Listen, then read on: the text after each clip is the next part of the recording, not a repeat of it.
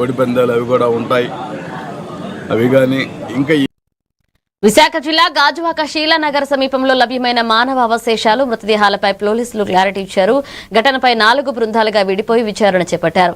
Burma camp సమీపంలోని GVMC శ్మశాన వాటికను 10 ఏళ్లుగా ఒకసారి శుభ్రం చేసే ప్రక్రియలో భాగంగా సిబ్బంది నిన్న రాత్రి 4 వాహనాల్లో మట్టిని తరలించారు.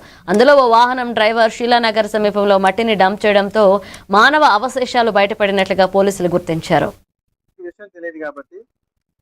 ఏదైతే డెడ్ బాడీస్ ఎక్కడి నుంచి వచ్చాయో తెలుసుకునే కోసం అనేది ముందైతే కేసు అయితే రిజిస్టర్ చేయడం జరిగింది.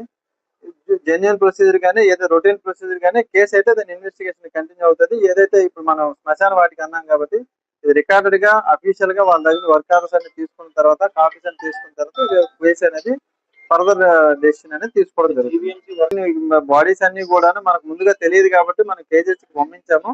ఏమైనా సస్పీషియస్ డెత్ ఉన్న విషయం మీద పంపించడం జరిగింది. ఆఫీసర్స్ ఇన్స్ట్రక్షన్ తీసుకుని ఫర్దర్ గా లీగల్ ప్రొసీజర్ ఏదైతే దాన్ని కంటిన్యూ అయిపోతుంది. కలిసి బాడీస్ అన్ని పోలీస్ హ్యాండ్ ఓవర్స్ అన్ని పోలీస్ హ్యాండ్ ఓవర్ లోనే మన కేజీ ఈ క్రమంలో దాన్ని మొత్తం పోగినంతా కూడా విడదీగా సుమారు 4 వరకు డెడ్ బాడీస్ ని ఐడెంటిఫై చేసాము. ఒక 9 వరకు స్కల్స్ కూడా హ్యూమన్ రిమైన్స్ మోర్టల్ రిమైన్స్ కూడా ఐడెంటిఫై చేయడం జరిగింది. దీని మీద ఈ శవాలు అక్కడికి ఎలా వచ్చాయి, ఏ విధంగా వచ్చాయి, ఏ పరిస్థితుల్లో అక్కడ ఉన్నాయనే కోణంలో పూర్తిగా మేము బర్మా క్యాంప్ ఉందో దాన్ని ఫిజికల్ గా వెరిఫై చేసాము. అక్కడ తీసుకువస్తున్నటువంటి వెహికల్ ను కూడా మేము ఐడెంటిఫై చేసాము.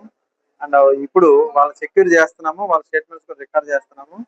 ఇది ఏదైతే మన శీలానగర్ లో జరిగినటువంటి డెడ్ బాడీస్ తాలూకా అదే మోర్టల్ రిమైన్స్ అన్ని కూడా